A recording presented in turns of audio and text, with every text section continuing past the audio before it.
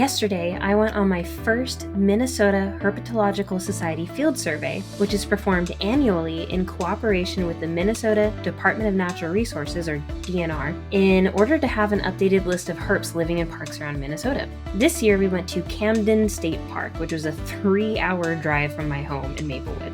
But I had an absolute blast searching for green snakes at this gorgeous park with some truly amazing reptile enthusiasts and researchers, and I wanted to share a couple of things I learned while I was there. Number 1, wear the right gear. I learned the hard way that sheer leggings don't protect you from pokey bramble and thistle plants. They don't protect you from biting insects either.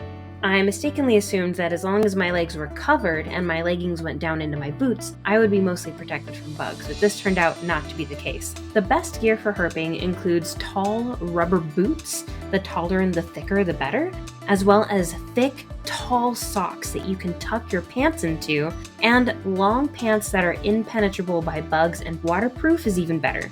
So I'm going to look into getting some nice pair of duckies and maybe some Tyvek pants for next time. Number 2, avoid tall grass.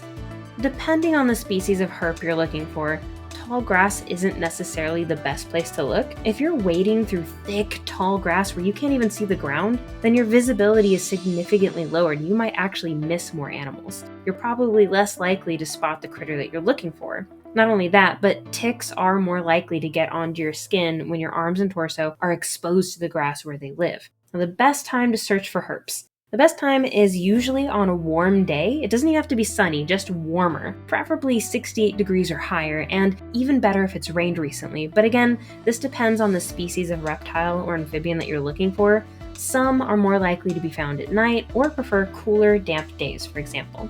Best places to search for herps. Check with your local herp society or herping enthusiast for good herping locations and get familiar with the species that live in each area.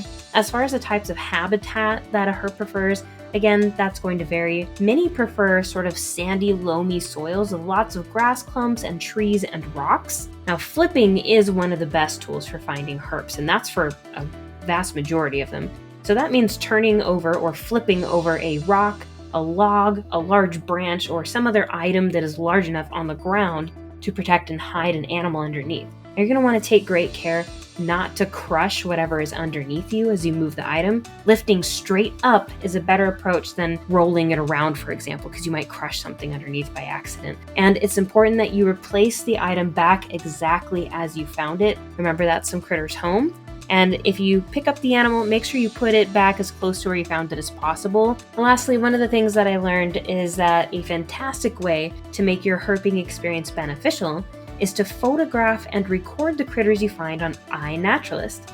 iNaturalist is an app you can download onto your phone, which you can upload pictures and location information about any wild animal, plant, or fungi that you find. So this app is great for plant lovers and mycologists too, not just people looking for animals. Not only will the app and other people help you to properly identify the genus and species of the critter or plant that you upload, but once it's identified, your uploaded info then becomes research-grade information for scientists working on conservation projects around the world. On top of that, if the species that you upload is on an endangered list, unlike social media apps and other places where you can share pictures of these animals, iNaturalist is programmed to automatically obscure the geolocation of these animals to anyone except researchers who have special access to that info. It's an extremely cool tool. I'm not sponsored, by the way, but I would take a sponsorship. But it's an extremely cool tool for anyone looking to get involved in wildlife conservation, or just wants a neat way to identify the plants and animals they're finding that just happens to have a larger benefit to others.